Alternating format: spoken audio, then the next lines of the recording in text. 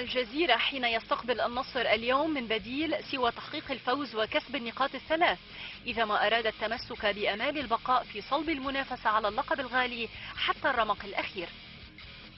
العنكبوت سيدخل لقاء استاد محمد بن زايد وهو يدرك أن التعثر اليوم أمام العميد قد يكون إعلانا رسميا عن تبخر الآمال في الوصول إلى منصة التتويج، وإن كانت الآمال قد تقلصت بشكل كبير بعد التعثر الأخير بالتعادل أمام الشارقة في المرحلة السابقة. ويأمل المدير الفني البرازيلي براغا أن يستعيد فريقه عافيته سريعا وأن لا يرمي اللاعبون المنديل الأبيض مبكرا، وإن كان قد وجه لهم انتقادات قاسية قبل أيام مشيرا إلى أن العنكبوت يفتقد روح التنافس والقتالية. ويحتاج الجزيرة اليوم إلى جهد كبير من لاعبيه الأجانب، خاصة بعد ابتعادهم عن مستواهم المعهود، على أن يبقى إبراهيم دياكي وهلال سعيد وسبيت خاطر رمانة الفريق في وسط الميدان.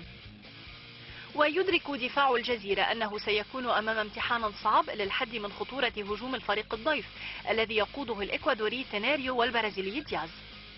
وسيكون الثنائي الأمريكي الجنوبي نقطة القوة في تشكيلة مدرب العميد البرازيلي أنغوس، خاصة بعدما تنفس فريقه الصعداء بفوزه في الجولة السابقة على عجمان، مما ساهم في تقدمهم إلى المركز التاسع دون أن تكون تلك النقاط كافية لوصولهم إلى بر الأمان في المسابقة. وستكون مباراة اليوم هي رابع المواجهات بين الفريقين هذا الموسم، مما سيجعل منها كتابا مفتوحا بين فريقين يطمح الأول إلى البقاء على بعد خطوة من الصدارة، ويريد الضيف أن يعود ولو بنقطة وحيدة من بيت العنكبوت.